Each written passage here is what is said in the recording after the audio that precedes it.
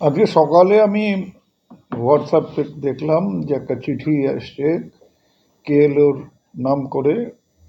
ওরা ওদের লেটার হেডে ওদের সব পদাধিকারী তারা চিঠি পাঠিয়েছে আমার কাছে যে ওদের যুদ্ধের জন্য, ওদের স্বাধীনতা সংগ্রামের জন্য ওরা আমার কাছে 5 কোটি টাকা চায় এবং 10 দিনের মধ্যে সেই টাকাটা আমাকে দিতে হবে।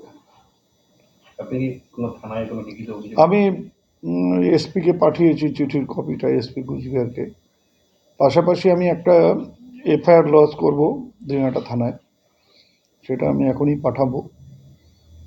যেটা পুলিশ তদন্ত করে দেখুক কি ব্যাপার, কারণ এটা আগেও হয়েছে যে অনেক ব্যবসায়ীকে চিঠি দিয়ে টাকা পয়সা চাওয়া হয়েছে এবং এসটিএফ আলিপুরদুয়ার এবং অসম থেকেও এর আগে 2-1জনকে অ্যারেস্টও করেছে এই ধরনের ঘটনার ফলে। নির্বাচন তো চলছে এবং এই যে কেএলওর যে চিফ জীবন সিংহ কিছুদিন আগে নির্বাচনের সমর্থন কথা বিজেপিকে জানিয়েছিল, এর পিছনে কখনো কোনো অভিসন্ধির গল্প পাচ্ছেন? এখন কিছুদিন আগে গত সপ্তাহে বিজেপির থেকে বলা হয়েছিল সোমবারে বোমা বাড়বে। বোমাটা আমরা কি দেখলাম? অভিষেক ব্যানার্জির বাড়ির সামনে তাকে মারার ছক করছে, তারপরে দ্বিতীয় চিঠি আপনার কাছে। এখন কারা এর পেছনে কি মতলব, কি উদ্দেশ্য নিয়ে কে কি করছে, এটা চট করে এভাবে বলা মুশকিল। তবে আমি চক্রান্ত তো আছেই, সেটা হচ্ছে আইদার কেএলও সরাসরি থাকতে পারে, অথবা কেএলওর নাম করে কেউ করতে পারে, অথবা অন্য কোনো পলিটিক্যাল পার্টি আমাকে ঘরে বসিয়ে রাখবার জন্য এই ধরনের হুমকি চিঠি দিতে পারে। সবটাই পুলিশ তদন্ত করে বের করুক যে কি ব্যাপারটা কি।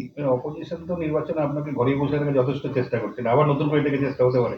ঘরে বসিয়ে রাখবার চেষ্টা করলেই আমি ঘরে বসে থাকবো বা থেকেছি এমন তো না, বরঞ্চ যারা ঘরে বসিয়ে রাখবার চেষ্টা করেছিল তারাই দেখলাম ভোটের দিন ঘরে বসে থাকলো, আমি ঘুরে বেড়ালাম। তা এখানেও যদি কেউ মনে করে যে এই ধরনের চিঠি দিয়ে আমাকে ঘরে বসিয়ে রাখবে, আমি যাতে কোথাও যেতে না পারি বা অন্য কোথাও নির্বাচনী প্রচারে বেরোতে না পারি, সেই ধরনের হুমকি দেওয়া হবে, দিলেই যে তাদের উদ্দেশ্য সফল হবে তার কোনো সম্ভাবনাই নেই। তবে পুলিশের দেখা উচিত তদন্ত করে পুরোটাই যে কি ব্যাপারের, কারা এর পেছনে আছে।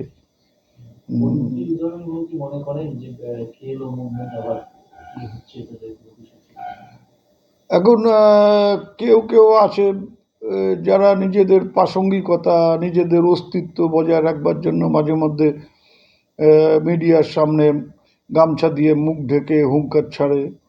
এই ধরনের একটা চিঠি জানে যে উদয়ন গুহকে দিলে পরে সেটা একটা ভাইরাল হবে, সেই চিঠিটা নিয়ে হইচই হবে এবং তার ফলে তারা লাইমলাইটে আসতে পারবে। এই সব মিলিয়ে একেবারে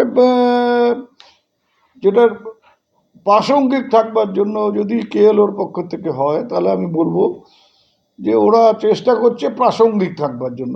বাজারে কোনো এখন আর কোনো মূল্য নেই, কিন্তু হুমকি, ভয় দেখানো, টাকা আদায় করা, বেঁচে থাকতে হবে তো, সেই জন্য টাকা আদায়, যুদ্ধের নামে, স্বাধীনতা সংগ্রামের নামে টাকা আদায় করে নিজেরা বেঁচে থাকবার কৌশল গ্রহণ করছে। ওখানে কিছু 10 দিনের মধ্যে টাকাটা দিতে হবে। লেটার হেডটা তো কেএলওরই আছে এবং ওটাতে একটা দেখলাম ভেতরে ওদের করাও রয়েছে। তা কাজেই আমি কিন্তু কোনোটাই মানে উড়িয়ে দিচ্ছি না, কেএলওরও হতে পারে, আবার ফেকও হতে পারে। তো কেএলওর যদি না হয়, ফেক হয়, তাহলে কেএলওর পক্ষ থেকে বলুক যে না, আমরা এই ধরনের কোনো চিঠিপত্র কাউকে দিচ্ছি না।